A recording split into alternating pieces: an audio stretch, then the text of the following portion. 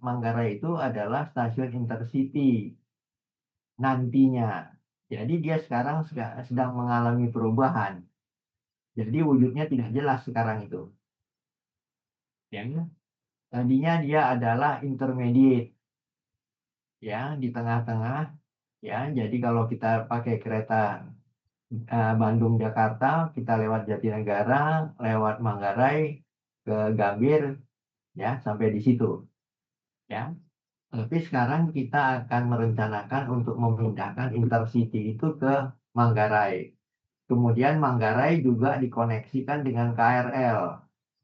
Manggarai dikoneksikan dengan KA Bandara lewat BNI City. Ya, jadi itu masih under progress, jadi wujudnya tidak jelas. Itu stasiun apa sebetulnya?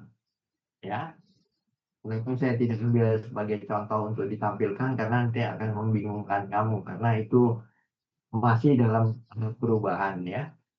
Oke, saya kira itu terima kasih untuk pekerjaannya dan tolong yang merasa tadi ada beberapa yang tampilannya sangat baik dan dikerjakan dengan sungguh-sungguh. Ya, jadi kalau cerita itu mesti ada petanya, ada semuanya ya. Saya kira kamu bisa lihat dari teman-teman kamu bagaimana membuat uh, ini yang baik ya, penampilan yang baik dan informasi yang.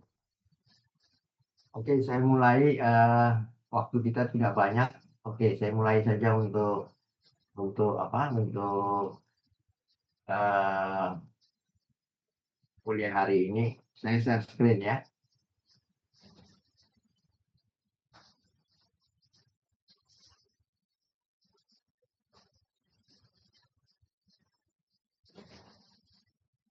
Sudah terlihat? Sudah, Pak. Ya. Kuliahnya itu adalah tentang pengendali operasi ya. Jadi ada beberapa bagian yang terkait dengan stasiun ya. Jadi kita akan bahas yang terkait dengan stasiun saja. Yang lainnya kita akan lewatkan ya. Tentang persinyalan dan sebagainya itu adalah pengendali operasi. Tapi kita tidak bahas persinyalannya. Kita akan bahas bahwa persinyalan itu dikendalikan di stasiun ya. Nah, ini ada dua peraturan yang menjadi utama ya. Jadi untuk pengendali operasi itu adalah peraturan Menteri Perhubungan ya PM 29 2011 dan peraturan pemerintah 72 tahun 2009. Ya, kita lihat di sini mungkin kamu sudah dapat kuliah operation ini dari Pak Yulison mungkin ya. Jadi saya coba rangkum ya. Jadi operasi kereta itu terutama untuk mengendalikan schedule kereta api, jadwal keberangkatan, kontrolnya, kemudian terkait dengan ya dengan apa ya, dengan perawatan, dengan safety, customer service, semuanya ini membutuhkan fasilitas di stasiun. Yang artinya itu bahwa dia itu cerita tentang pemberangkatan, pengakhiran, dan pengendalian perjalanan. Ya, dan ini yang kita lihat, unsur-unsur ini yang ada di stasiun itu apa saja. Ya, ini saya ambil contoh satu stasiun di Montpellier di Prancis ya. Jadi kita lihat di sini praktis tidak ada yang namanya lantai dasarnya tidak ada. Maka seluruh hal penanganan kereta itu ada di lantai atas. Sangat tidak biasa kita punya stasiun seperti ini. Ya. Nah, di masa yang akan datang, stasiun itu kira-kira akan seperti ini. Karena apa? Jalur rel itu akan sangat mahal ketika dia elevated. Kalau bangunan itu murah. Ya. Nah, jadi dipilih karena ini jalurnya juga pada kota lama, jadi tidak mungkin dia membuat elevated. Ya.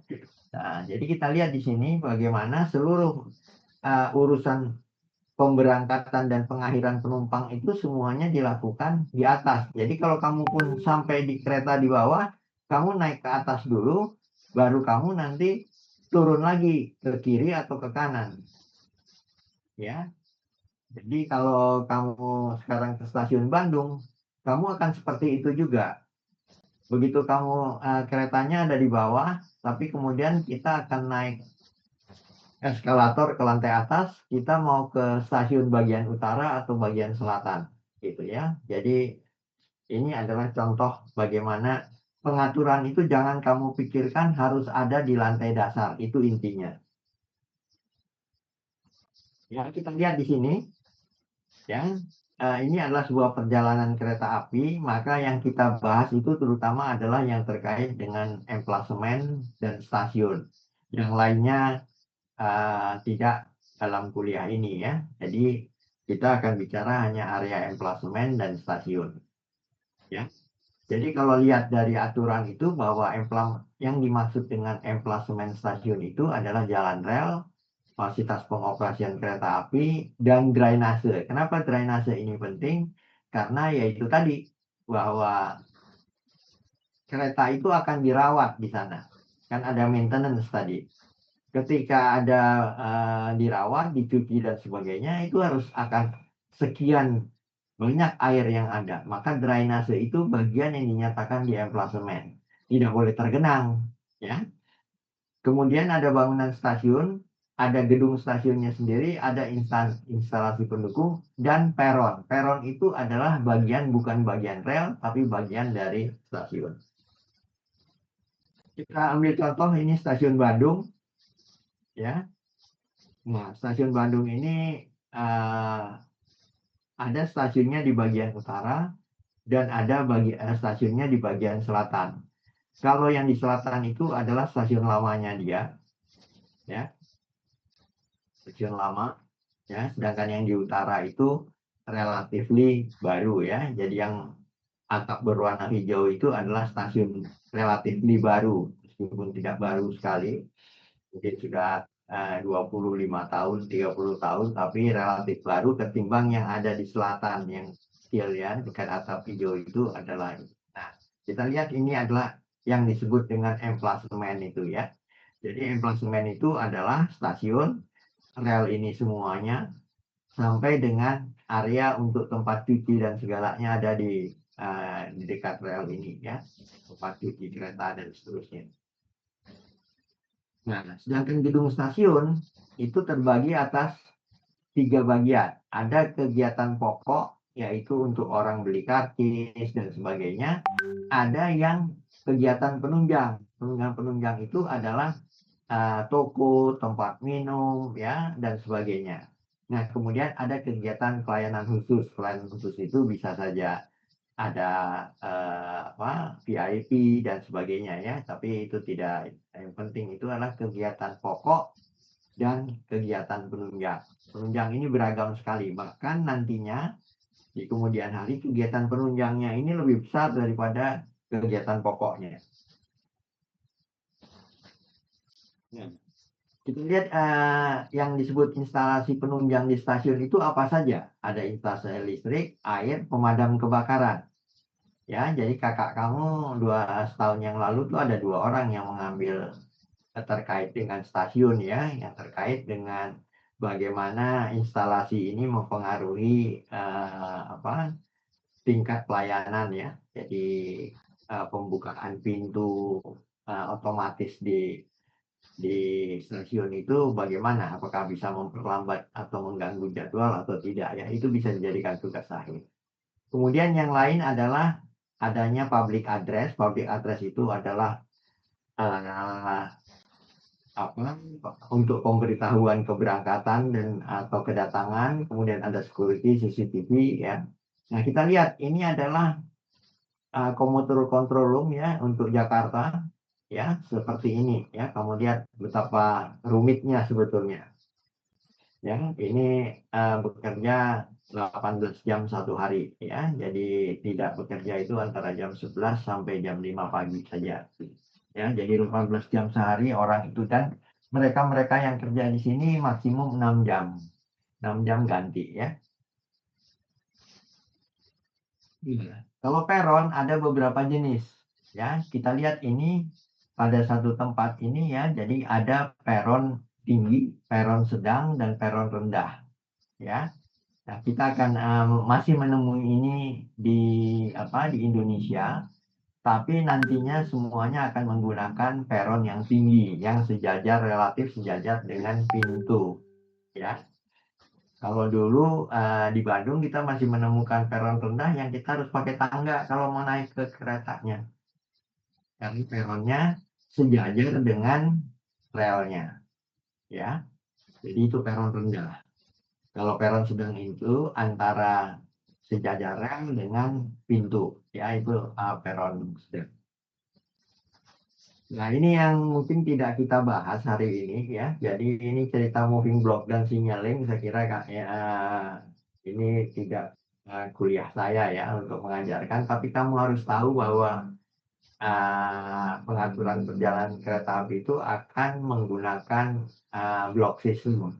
Apakah yang moving block ataukah yang tidak ya. Jadi kalau moving block itu bisa dia untuk meningkatkan kapasitas ya.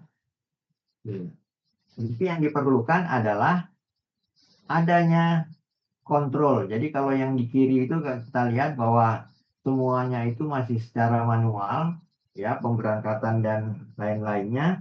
Sedangkan kalau tingkat semi electricity itu masih menggunakan lihat itu masih menggunakan lampu-lampu pembantu.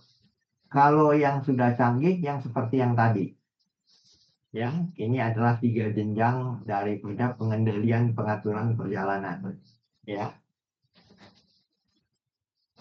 Kita lihat ini, ya, jadi dari GPK yang ada itu betapa kusutnya itu. Nah, inilah ruang kontrolnya. Kita lihat ya, jadi betapa ini kalau di sini itu tidak hanya kereta, tetapi supportingnya juga sudah diatur. Krunya ya, jadi kru yang akan naik ke kereta itu harus ini sudah siap tidak ya di stasiun itu untuk naik. Itu diatur semuanya. Jadi kamu jadi ada control screen, ada monitoring screen, ada planning screen, dan ada crew schedule support screen. Jadi tidak hanya yang sifatnya monitoring screen. Tidak. Jadi kalau di sini bisa kelihatan keretanya itu sedang jalan di mana dan sebagainya, itu monitoring. Kalau kontrol itu adalah terkait dengan GPK-nya, jam keberangkatan dan segalanya.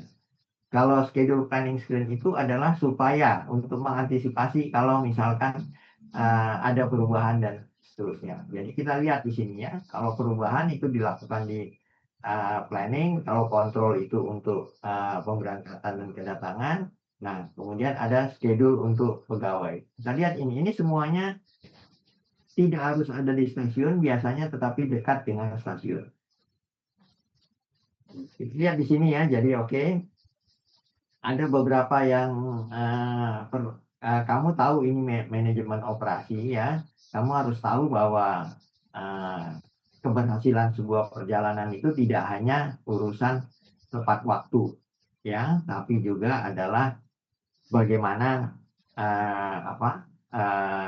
penyiapan kru dan penyiapan gerbong dan sebagainya ya. Ini tidak bagian saya untuk menjelaskan ya. Ini kita lihat salah satu di Jamaika ini ya, contoh control room yang tadi ya. Ini adalah central kontrolnya dia. Jadi ini adalah untuk melihat ketepatan ya. Jadi ini menggaranti bahwa ketepatan waktunya itu 99,9% ya. Jadi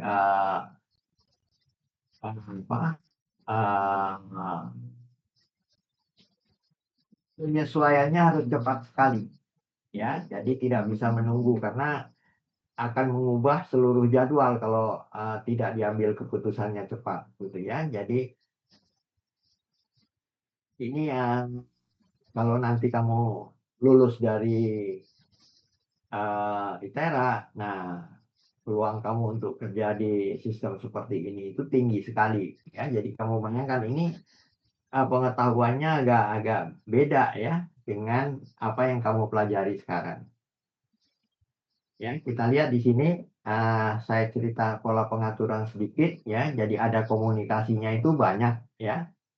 Jadi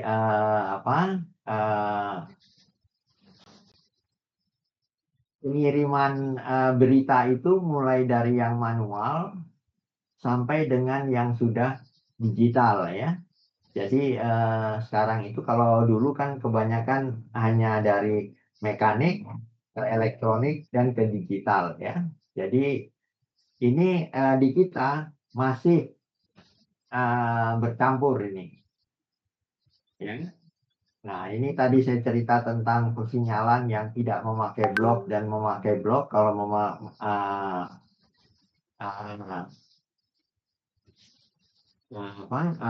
kalau dia tidak pakai moving block, maka efisiensinya akan lebih rendah.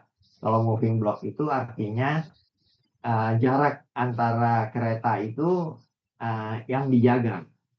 Jadi bukan waktu pasti, tapi jarak terhadap kereta berikutnya yang dijaga ya. Jadi blok sistemnya itu bergerak. Saya kira itu kamu pelajari dari mata kuliah yang lain ya, tidak di sini. Nah, kita lihat ini mulai dari sinyal utama dan seterusnya ya. Saya terpaksa menjelaskan ini karena ini ada di stasiun. Ya, tanda-tanda ini ada di stasiun. Nah, kita lihat bahwa tanda-tanda ini sudah hampir tidak ada pada stasiun yang modern. Ya, jadi tidak ada lagi sinyal lengan satu, sinyal itu tidak ada, semuanya sudah digital. Ya, jadi tidak ada lagi sinyal yang seperti itu. Ya, kita ini tidak temukan lagi untuk yang modern. Yang konvensional masih kamu temui seperti ini. Nah, jadi kita lihat di sini yang modern, ya, jadi sudah pakai satelit, ya. Jadi ada satelit, ada radio komunikasi, ya, untuk pemanfaatannya ya. Jadi tidak lagi menggunakan mekanik karena apa? Terlambat nanti. Kalau lengannya itu harus diangkat sekian detik kecepatan kereta 300 kilo, nah itu kan nanti terlambat dia. Ini kita lihat sekarang yang tipe kereta apinya ya. Ini cukup saja supaya kita pasti punya waktu ya. Nah,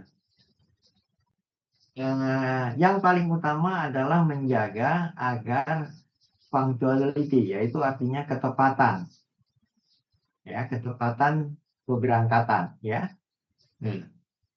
Ini kita lihat di sini bahwa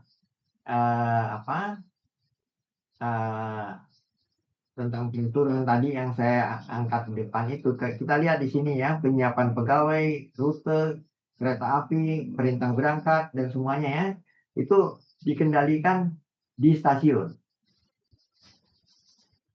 Jadi kamu melihat ya sepertinya sederhana, padahal itu sangat rumit dilakukannya ya.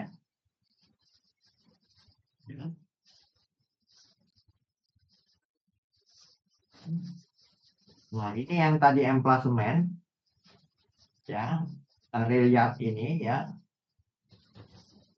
Ini kelihatannya sederhana, tetapi inilah yang menentukan operasi daripada kereta. Tadi contoh yang di Milan itu sangat kompleks kan ya.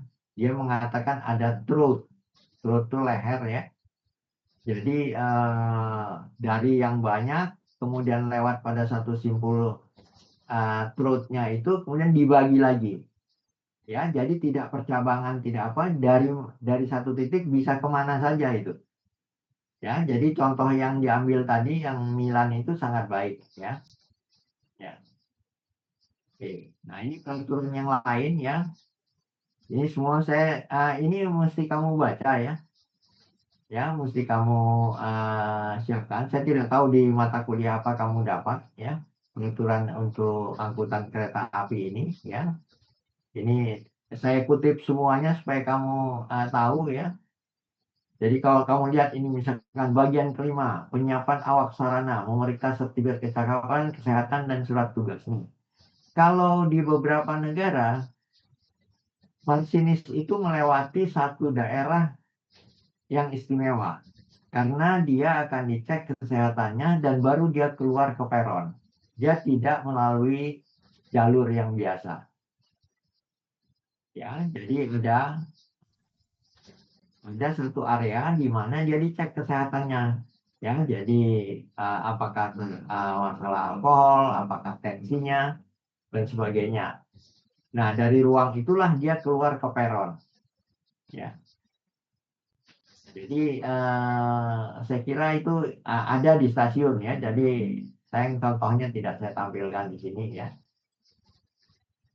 Jadi ini semua persyaratan-persyaratan. Jadi ini semua terkait dengan peraturan. Saya cepat saja kuliah hari ini. Jadi intinya itu apa?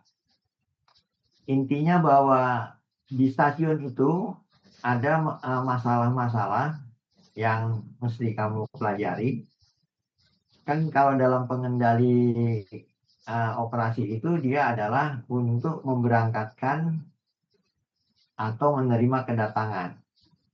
Nah, fasilitas yang paling besar, jadi kalau kamu lihat, kalau kamu di stasiun modern, tiba-tiba ada satu seperti kantor besar di tengah-tengah stasiun. Nah, itu adalah pengendali semuanya di situ. Kalau dulu dia di pinggir peron, kalau sekarang tidak, dia di tengah justru. Kenapa? Ya, itu tadi dia menentukan segala-galanya di situ.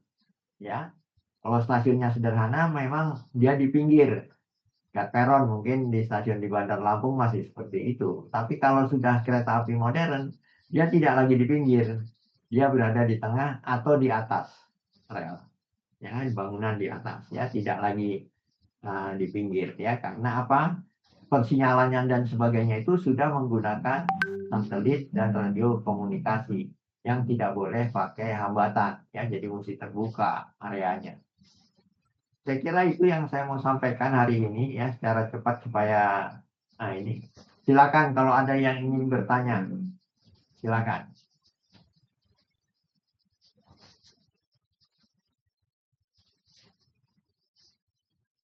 Izin bertanya Pak.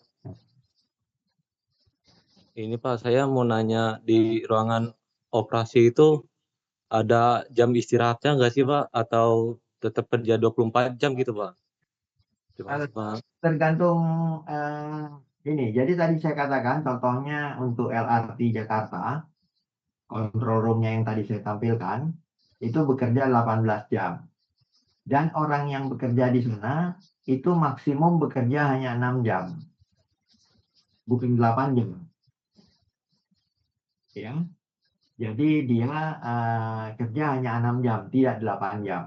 Jadi shiftnya diganti di sana. Jadi kalau dikatakan ada istirahatnya, praktis tidak ada. 6 jam itu ya di situ betul-betul. Tapi hanya 6 jam, tidak boleh lebih. Gitu. Jadi kalau dia operasinya 24 jam per 6 jam. Bahkan di beberapa negara itu hanya 4 jam bolehnya. Di kita masih menerapkan 6 jam. Tapi seperti di Australia itu 4 jam. Untuk orang yang kerja di control room itu hanya 4 jam kerjanya. Oke, yang lain silakan. Izin bertanya Pak, Silakan. kalau misalnya suatu stasiun itu ingin direnovasi total gitu Pak, itu tuh apa stasiunnya harus tetap melayani penumpang atau harus ditutup total gitu Pak? Hampir tidak mungkin untuk menutup total stasiun. Hampir tidak mungkin. Sehingga dia dilakukan bertahap. Itu sulitnya. Ya, itu yang dilakukan di stasiun Jatinegara, stasiun Manggarai, ya. Itu sangat sulit. Nah, ada juga contohnya ketika akan membuat stasiun untuk kereta api cepat di Padalarang di Bandung, ya. Dia tadinya adalah punya lajur itu adalah 8. Tetapi kemudian kereta api cepat membutuhkan 2. Jadi harus diatur semuanya. Jadi yang tersedia itu harus tinggal 7. Sedangkan luasnya tetap sama. Maka yang 7 itu dibuat dengan jarak minimal. Ya, keretanya itu dengan jarak minimal. Ya, jadi tadinya jaraknya cukup jauh, relnya itu digeser untuk bisa ya. Nah, dan pengerjaannya itu biasanya dilakukan supaya tidak mengganggu, dicari jam operasi yang kosong, relatif kosong. Dan dialihkan sementara. Jadi rel yang 7 itu tidak dipakai karena akan digeser satu-satu, maka dipakai mungkin yang dipindahkan rel 2, rel 3, rel 4, dan seterusnya. Jadi mana yang sudah selesai itu yang dipakai. Jadi ada pengaturan sementara ketika itu direnovasi. Ya, berikutnya silakan.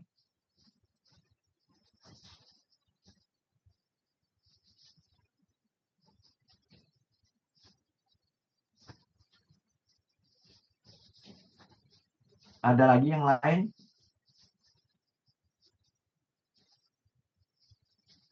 Izin bertanya, Pak. Ya.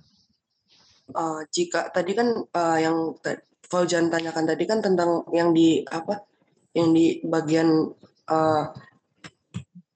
Control room. iya, Pak, itu, Pak. Nah, itu jika ingin misal ada satu karyawan atau itu misal izin ke toilet itu ada yang diganti, ada penggantinya atau gimana, Pak, di meja tersebut, Pak? Makasih, Pak.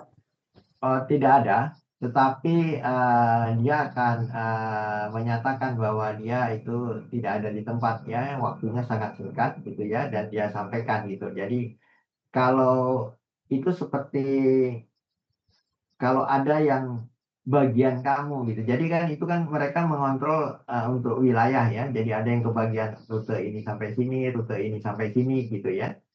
Nah, mereka akan mengatur ketika ada satu orang yang berhalangan dalam tanda kutip ke toilet ya, atau melewati jam makan siang dan sebagainya, akan ada penggantinya kalau waktunya itu adalah cukup panjang, karena mereka itu memonitor saja sebetulnya, tetapi ketika terjadi sesuatu dia harus mengambil keputusan. Nah, jadi yang mekanismenya ketika orang itu ke toilet, maka atasannya lah yang men-take over lokasi itu, bukan orang lain. Jadi misalkan untuk Jakarta Barat, ya ada 4 orang. Di atasnya itu ada 1 orang yang memegang semua Jakarta Barat. Nah, di atasnya lagi ada 1 orang yang memegang seluruh Jakarta. Nah, di atasnya lagi ada 1 orang yang memegang Jabodetabek. Gitu. Jadi ketika yang di bawah ini, yang di bagian Jakarta Barat ini dia ke toilet, maka atasannya yang memegang monitor dia tadi gitu loh. Kira-kira begitu mekanismenya. Dan itu adalah daerah yang paling rahasia di stasiun. Ya, kalau kamu ke stasiun nanti kamu boleh memotret kecuali yang ada di layar tidak boleh dipotret. Jadi dipotretnya dari jarak jauh, dari apa semuanya gitu ya, diizinkan. Tapi kalau layar utamanya tidak boleh dipotret. Itu adalah betul-betul rahasia. Karena di situ akan bisa kelihatan itu telat atau tidak, ini atau tidak, itu muncul semua itu. Kan datanya di situ ada semua, itu tidak boleh dipotret. Ya. Dan itu bagian yang harus dengan izin khusus ya. Tapi kalau kamu mahasiswa biasanya diizinkan, tapi diberitahu apa yang boleh dan apa yang tidak gitu. Oke, yang lain silakan. Izin bertanya lagi, Pak. Ya. Untuk bangunan stasiun itu sendiri tuh untuk keperluan toilet itu ada perhitungannya sendiri nggak sih, Pak? Kayak kalau itu perhitungannya seperti apa gitu, Pak? Hitungannya nanti kamu lihat di peraturan, ya, di peraturannya sudah ada, dan dihitung adalah dengan peak hour. Jadi peak hour itu dihitung kalau dengan kapasitas kereta rangkaiannya 8 kali 60, 480 orang. Nah, ketika 480 orang itu turun, ya, itu berapa toilet yang harus disediakan? Jadi toilet yang disediakan untuk kedatangan itu beda dengan yang untuk keberangkatan. Kalau yang keberangkatan orang datangnya itu kan bertahap. Jadi peak hour-nya itu tidak setinggi yang kedatangan. Gitu loh. Di peraturan ada. Kamu buka aja.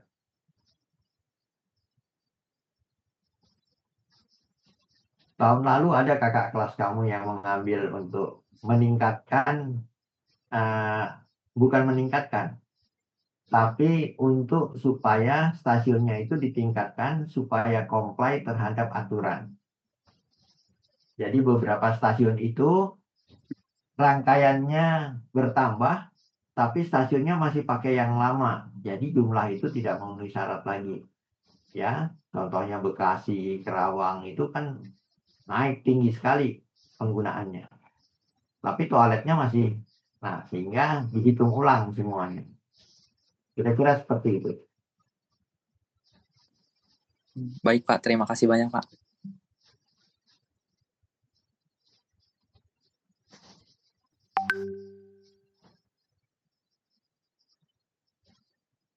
Oke, kalau tidak ada yang lain, terima kasih. Selamat berpuasa bagi yang berpuasa. Ya, kita kehilangan 1 minggu. Nanti kita harus cari. Ya, saya harus mengatur bahan kuliah kamu supaya kamu tidak dirugikan karena nanti pas Lebaran hilang lagi 1. Ya, oke. Selamat berpuasa buat yang berpuasa. Selamat siang ya.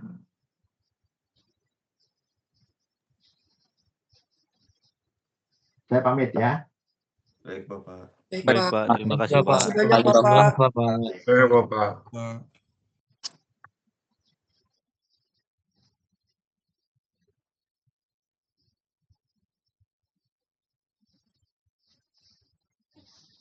Untuk absennya gimana ya? Ya, Len? Len? Ya, Orang absen nih, Len. Absen gimana, Len? Kan minggu pertama emang nggak ada absen ya? minggu pertama emang nggak ada absen. Udah lo SS belum, Len? Bentar ya, tanya. Oke.